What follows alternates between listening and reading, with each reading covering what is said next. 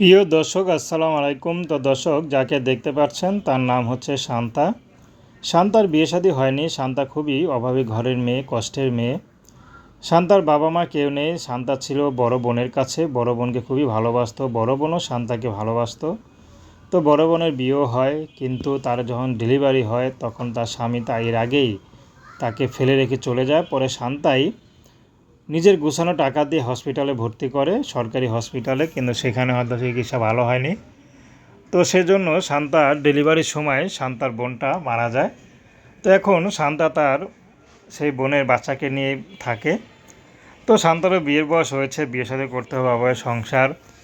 তো শান্তার বাচ্চাকে বোনের বাচ্চাকে নিয়ে কেউ বিয়ে শাদী করতে রাজি হয় না। তো শান্তার একটি কথা যে আমার বোনের বাচ্চাকে নিয়ে দায়িত্ব নেবে বা আমার দায়িত্ব নেবে বোনের বাচ্চাকে সহ। তো শান্তা তাকে বিয়ে করবে, তার বয়স যেমনই হোক না কেন। তো প্রেম ভালোবাসা বিয়ে শাদী করা আপনাদের ব্যক্তিগত ব্যাপার। আসসালামু আলাইকুম।